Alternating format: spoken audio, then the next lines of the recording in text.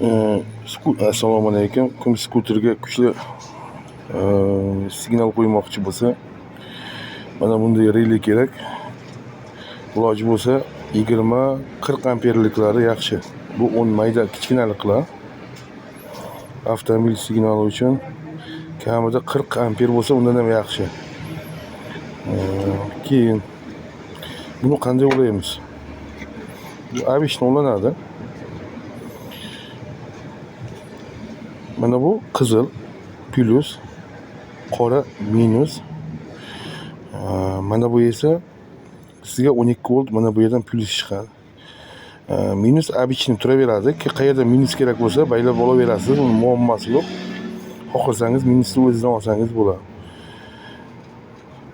Mana bu joyga 12 volt zamok zajigeniyadan tok yoki signaldan beradigan bo'lsangiz, masalan, plyusvoy tokni bersangiz, avtomatik уже mana bu qizilda, sariq qismda 12 volt pitaniya tok chiqadi. Sразу.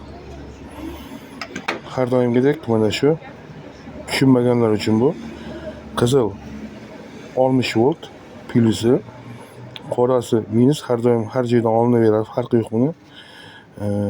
Mana bu sariqdan esa 12 volt pitaniya tok chiqadi. Bemalol buni tortib xohlagan faraga, xohlagan lampochkaga olib ketaverasiz. Mana buni xohlasangiz qizilga baylab qo'yib, zamokni ochgandan keyin 12 volt pitaniya kelgandan keyin UPS boshqa uskunalarga ulab qo'ysa bo'ladi.